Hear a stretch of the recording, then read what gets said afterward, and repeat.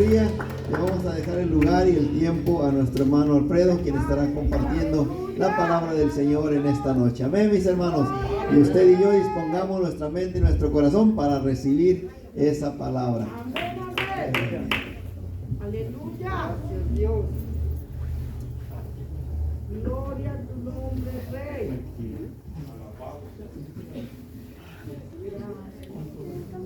Aleluya. Gloria a Dios. Gloria a Dios. Gracias, hermanos. Bendito sea nuestro Señor, que nos da oportunidad nuevamente de estar en su casa. Le voy a pedir a mis hermanos de la alabanza,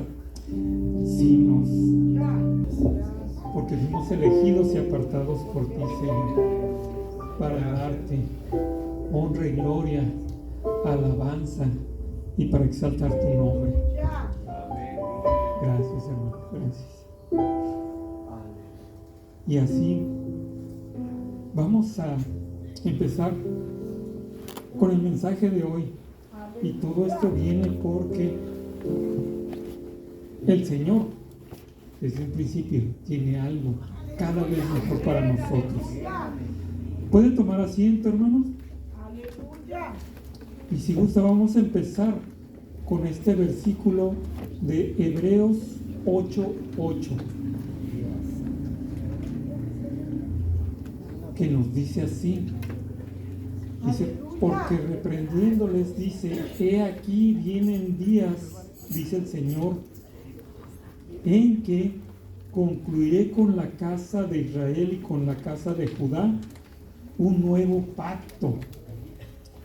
Y fíjense, estaba yo buscando y todos conocemos el pacto que hizo Jehová con Moisés, ¿verdad? Pero ese no es el primer pacto que Dios hizo con el hombre. El primer pacto fue con Noé, porque le dijo que él iba a apartar a él, a su familia, para volver a poblar la tierra y dar una nueva oportunidad. Pero fíjense, y revisando en esto, el Señor cada vez va más allá, porque conoce nuestra necesidad, pero también conoce que tenemos a veces una incapacidad para cumplir con los pactos que Él nos da, aun cuando son muy fáciles, muy sencillos. Aún así el hombre a veces es incapaz de cumplir con esos pactos. Y fíjense, pues recordemos que con Noé, ¿qué pasó? Lo salvó a él y a su familia del diluvio. Pero aún así después, en su descendencia volvió a haber maldad en el mundo. Pero para esto ya el Señor escogió un pueblo. Él dio una nueva promesa a Abraham y a su descendencia. ¿Sí? Abraham, Isaac y Jacob. Pero aún así, fíjense, tuvo que llegar hasta Moisés para que el Señor se hiciera presente al pueblo de Israel, para que le reconociera que Él era el Dios que había escogido a este pueblo para bendecirlo, para guiarlo, para ponerlo de ejemplo y de testimonio en los demás pueblos de la tierra. Pero aún así, como decíamos, el hombre a veces es incapaz de cumplir con esos pactos. Hoy en día nosotros pues hacemos pactos o algo similar, que es decir, te doy mi palabra. Y la palabra tiene un valor. ¿Por qué? Porque representa los valores de la persona que está empeñando su palabra. Y eso es hablando en lo secular.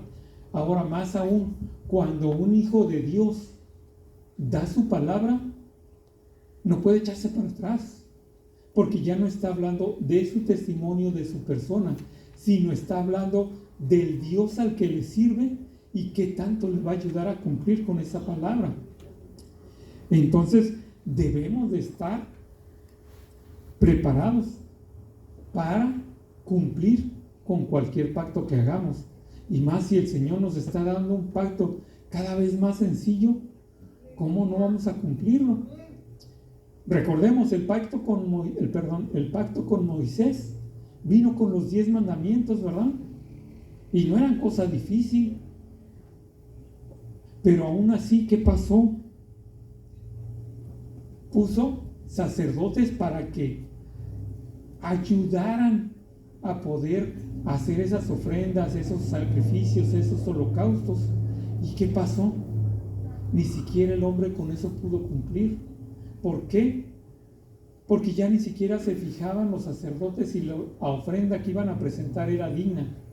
Ya nada más lo hacían por cumplir con la ley, ya no por arrepentimiento, ya no por el temor a Dios. Dios había dado esos mandamientos para que el hombre tuviera temor de Dios, del castigo de Dios. Y acordémonos que Dios ya le había mostrado al pueblo, a su pueblo, de lo que era capaz. O díganme, ¿ustedes creen que las plagas de Egipto, cuando el pueblo de Israel era esclavo, eran cualquier cosa? No. Llegó al grado que les costó la vida de todo primogénito de Egipto. Y aún así Faraón se negaba a aceptar que Jehová era un Dios más poderoso de lo que él podía imaginar, y se negaba a dejar ir a su pueblo. Por eso llegó a padecer esas 9 plagas. ¿Y qué pasó? El pueblo de Israel fue libre,